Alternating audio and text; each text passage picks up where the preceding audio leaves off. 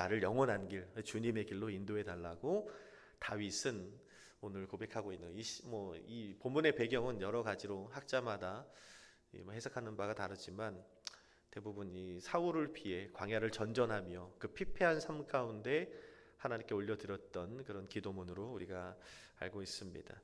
오늘 본문을 통해서 기도의 본질은 무엇인가, 기도를 다시 바라보는 시각이 열리는 시간이 되기를 원하는 거예요. 자, 우리들이 모이는 이 금요일 밤은 기도를 하기 위해 모이는 자리입니다. 나라와 민족, 또 교회를 위해, 또 우리 가정과 일터, 자녀들을 위해, 또 어려운 우리 믿음의 교우들을 위해, 여러분 가져 나온 기도 제목들을 위해 기도하기 위해 모이는 자리입니다. 근데 우리가 기도하면서 기도가 익숙해지면 익숙해질 때 때로는 기도의 의미를 잃어버릴 때가 있는 것 같아요. 기도가 신앙의 본질이니까 하는 것 같아요. 때로는 만민이 기도하는 집이 교회라고 하니까 또 기도해요.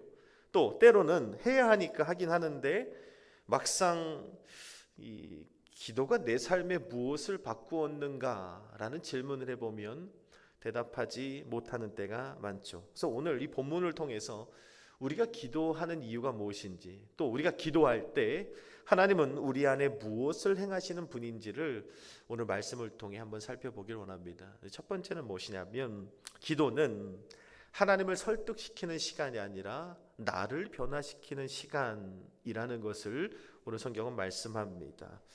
우리는 기도할 때 끊임없이 하나님을 설득시켜서 내가 원하는 응답을 유추해내려고 노력할 때가 참 많은 것 같아요. 근데 다윗의 기도를 늘 살펴보면 다윗은 내 뜻을 하나님께 관철시켜서 내가 원하는 응답을 끌어내려고 노력하는 기도를 하지 않아요. 항상 기도 속에서 하나님께서 나를 변화시키는 시간으로 고백하는 것을 보게 됩니다. 우리는 기도할 때 종종 하나님께 내 상황을 설명하죠. 문제 해결을 요청하는 시간이 기도라고 생각해요. 그래서 우리 기도에서 가장 많이 사용하는 단어가 뭐죠?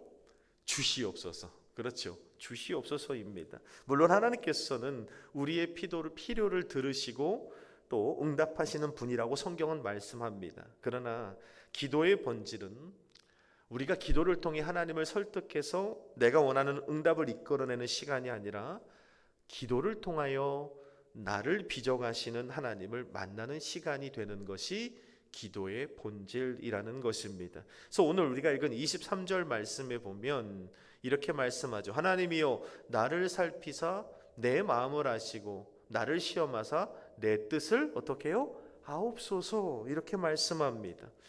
다윗은요, 사울을 피해 광야를 전전하면서 기도합니다. 억울한 상황이잖아요. 다윗이 뭘 잘못해서 지금 이 광야를 도피하는 삶을 사는 시간들이 아닙니다. 억울해요. 생명의 위협을 받고 있어요. 그런데 다윗의 기도는 오늘 당장 문제를 해결해 달라는 기도부터 시작하지 않죠. 또 어떤 이 자신을 위협하는 사울을 제거해 달라고 기도하지 않아요. 무엇을 먼저 두고 기도합니까? 오늘 성경에 보니까 하나님 나를 살피소서, 내 마음을 살펴주십시오. 상황의 변화보다 먼저 내 마음을 살피시고 내 마음을 만져달라고 먼저 기도하고 있는 거예요.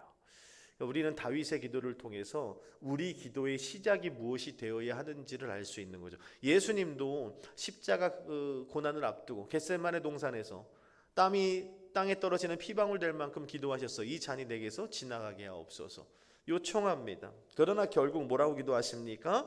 내 원대로 마시옵고 아버지의 뜻대로 되기를 원합니다 라고 기도하시잖아요. 십자가가 지나가기를 바라시지만 결국 예수님께서는 자신의 마음을 하나님의 뜻에 맞추는 마음이 되기를 기도하셨다는 거예요. 자, 우리는 기도할 때 어떤 상황의 변화와 환경의 변화에만 집중합니다.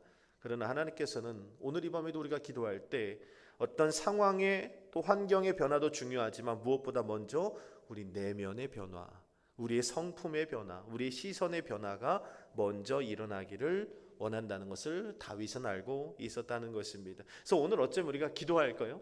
기도하는데 우리의 기도의 응답은 문제가 해결되거나 당장 상황이 달라지는 것이 아니라 먼저 우리가 내 내면과 내 성품과 나의 시선의 변화가 먼저 하나님 주신 응답일 수 있다는 것을 잊지 말아야 돼요. 자, 두 번째로 오늘 본문을 통해서 깨달을 수 있는 건 기도는 바로 영혼의 호흡이라는 겁니다. 영혼의 호흡. 때로는 기도하라는 말씀이 저나 여러분 모두 의무감처럼 들릴 때가 있어요. 신앙이니까, 직분자니까, 또 하나님이 자니까 기도해야 되지. 근데 사도 바울은 데살로니가전서 3장 17절에 뭐라고 기도하냐면 더 부담스러운 이야기를 하죠. 쉬지 말고 기도해라. 듣기만 해도 막 숨이 멎어 올 만큼 참 부담스러운 메시지입니다. 쉬지 말고 기도라는 말씀은 들어도 부담되고 때론 어렵고 버겁고, 아니 나는 왜 이렇게 기도가 어렵지? 왜 이렇게 기도가 힘이 들까 하는 생각이 들 때가 있어요. 그런데 오늘 사도 바울이 쉬지 말고 기도해라 라고 한 말씀은 기도의 의무를 얘기하는 게 아니라 기도의 원리를 말하고 있는 거거든요. 신앙인에게 기도는 숨을 쉬는 것과 같아요. 성경에서 기도는 영혼의 호흡이라고 말하죠. 숨을 쉬지 않는 사람이 존재할 수 없듯이 기도하지 않는 사람은 존재할 수 없어요. 왜? 영혼의 숨을 쉬지 못하기 때문이에요. 영혼이 갈수록 짧은 숨을 쉬게 되죠. 기도하지 않는 사람들은 버텨야 되니까요. 결국 영혼은 중병에 걸리거나 더 이상 스스로 호흡할 수 없는 지경에 이르게 되는 거예요. 여러분 호흡해 보시죠. 지금도 호흡하고 있죠? 호흡은 노력한다고 해서 되는 게 아니잖아요. 호흡이 노력해서 된다, 억지로 막 노력해서 숨을 쉬어야 된다라는 사람은 이미 병든 사람인 거예요. 그렇죠? 우리가 호흡한다는 것은 살아있기 때문에 자연스럽게 이루어지는 거예요. 그러니까 우리의 기도라는 것, 내가 오늘 이 밤에 기도하게 되었다라는 것은 내 영혼이 살아있기 때문에 내 의지와는 상관없이 자연스럽게 하나님 앞에 나아가게 되는 거예요. 영혼이 호흡을 쉬고 싶은 거예요. 영혼이 숨을 쉬고 싶은 것이라 이해할 수 있는 겁니다. 질문해 봐야 돼요. 오늘 내 영혼은 숨을 가쁘게 몰아쉬고 있진 않은지, 짧게 하고 있진 않은지 한번 질문해 봐야 되는 거. 그들 기도가 막혔다라고 이야기를 하잖아요. 기도하려고 마음먹으면 마음이 먹막해요. 말이 나오지 않기도 하고 정신이 사나워집니다. 막 해야 할 일들이 생각나서 분주해지기도 해요. 중언부언합니다. 어떻게 강요가 되지 않으면 도무지 기도할 생각을 하지 않게 되는 거죠. 여러분 잊지 마세요. 그렇게 기도가 막히고 기도가 되지 않을 때는 내 기도가 약해진 것이 아니라 오늘 나에게 기도가 필요한 증상이라는 걸 잊지 말아야 돼요. 기도가 안 되니까 이게 무슨 말이에요? 영혼의 호흡이 안 되고 있는 거예요. 자가 호흡이 안 되는 거예요.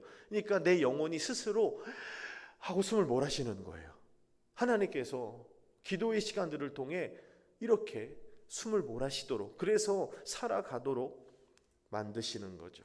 숨이 막힐 땐 어떻게 해요? 억지로라도 숨을 쉬어야 호흡이 되고 살 수 있는 거잖아요. 우리 영혼이 마찬가지예요. 숨이 가쁘게 쉴 때가 있거든요. 그때는 하나님께서 우리를 하나님 앞에 기도의 장소로 이끄시는 거예요. 그리고 그 가쁜 숨이라도 억지로라도 기도의 자리에 앉아서 영혼의 숨을 쉬도록 하시는 거죠. 이 시간은 우리가 스스로 기도할 수 있는 시간이라는 것은 정말 복된 시간이라는 걸 잊지 말아야 되는 거예요. 스스로 기도할 수 없는 신앙인들이 얼마나 이 시대에 많은 줄 모릅니다. 영혼의 호흡, 자가 호흡을 할 수 없는 지경에 이르게 되는 것.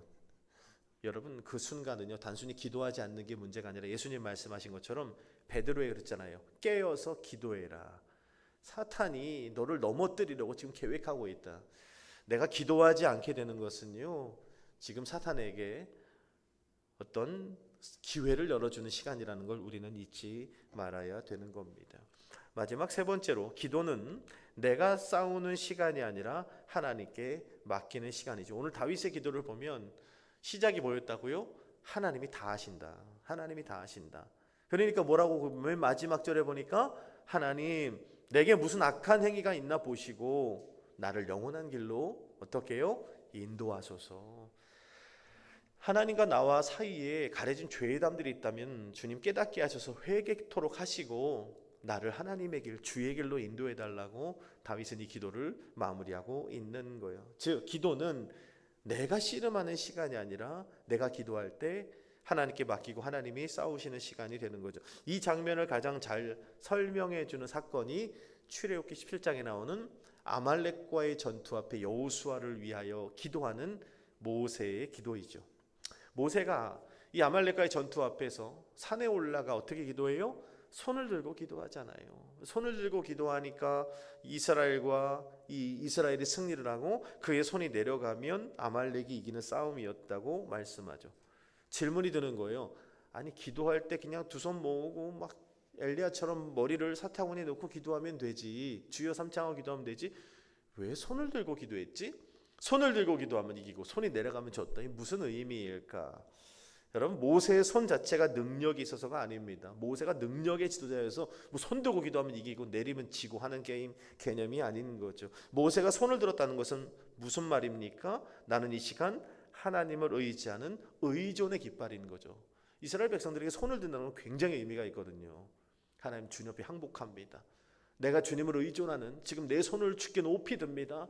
주님이 일하여 주옵소서. 그런 하나님을 요청하는 갈구의 개념입니다. 그래서 자신의 손을 붙드셔서 이스라엘에게 힘을 주시기를 갈구하는 장면이죠.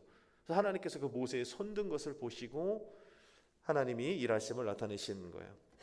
우리가 기도를 하면서도 늘 부담을 느끼는 게 뭐냐면 오늘 이 시간에 기도는 하지만 삶의 현장에서는 내가 해야 된다. 내가 해결해야 되고 내가 책임져야 되고 내가 붙들어야 된다는 부담이 있거든요. 근데 여러분 오늘 이 밤에 우리가 깊이 성령님을 의지해서 깊이 간구하다 보면 깨닫게 되는 것이 있어요. 기도는 하나님의 음성을 듣는 거예요. 네가 더 이상 싸우지 말고 하나님께 맡겨라. 내 모든 시험 무거운 짐을 주 예수 앞에 아뢰이면 주님께서 이제 그 싸움에 직접 주님이 일을 행하신다고 말씀하고 있는 거예요. 모세의 손이 내려갔다는 건 무엇을 의미합니까? 아니 모세가 나이가 많아서 팔에 근력이 없어서 내려갔네. 이것을 말하는 겁니까? 아니죠. 모세의 팔이 내려갔다는 건 모세 역시 연약한 인간이라는 걸 보여주고 있는 거예요. 연약한 인간이라는 겁니다. 그래서 모세의 기도는 강한 모세가 붙든 무기가 기도가 이렇게 해석해서는 안 됩니다. 연약하지만 그 모세의 손이 하나님께 붙들리는 시간이었다는 걸 보여주는 거예요. 연약한 모세가 손을 들어 하나님 의지합니다 했을 때 주님이 그 손을 붙들어 주시는 거죠. 여러분 그래서 우리가 기도할 때 우리가 손을 들고 기도하는 거예요. 마음의 손을 들고 영혼의 손을 들고 하나님만 하실 수 있습니다. 주님을 의존하는 전적인 신뢰와 믿음으로 기도할 때 하나님께서 그 연약한 팔이 내려가는 우리의 모습을 보시고 간섭하시고 주님께 친히 싸우셔서 우리에게 승리를 허락하여 주실 줄로 믿습니다. 자, 오늘 말씀을 통해 다윗의 기도를 통해 배웠어요. 기도는 단순히 종교적인 의무가 되어서는 절대 안 됩니다. 첫 번째 뭐라고요? 하나님이 나를 빚어가시는 시간이에요. 기도의 시작이 그래야 돼요. 하나님 이것 해주시고 저것 해주시고 이렇게 해주십시오. 이거 중요하지만 그 전에 하나님께서 나를 내 내면의 성품과 내 영혼과 나의 삶과 마음을 빚어가시는 시간이라는 것을 알고 두 번째 기도는 내 영혼의 호흡이다. 내 영혼의 숨을 가쁘게 쉬고 있어서 오늘도 이 밤에 부르셔서 숨 좀 쉬라고 주님이 주신 은혜의 시간이라는 것을 잊지 말아야 되고 세 번째 이 기도는 우리의 문제를 하나님께 맡기는 시간이다. 두 손을 들어서 주님 이 팔이 나는 점점 내려갈 수밖에 없는 제한적인 존재입니다. 주님이 이 팔을 붙들어 주십시오 하면 오늘 우리의 기도가 더 이상 우리의 기도로 머물지 않고 하나님이 일하심을 볼 수 있는 좋은 하나님의 은혜가 될 것입니다. 오늘 우리의 기도가 기도의 본질을 이어가는 시간이 되기를 간절히 소망합니다.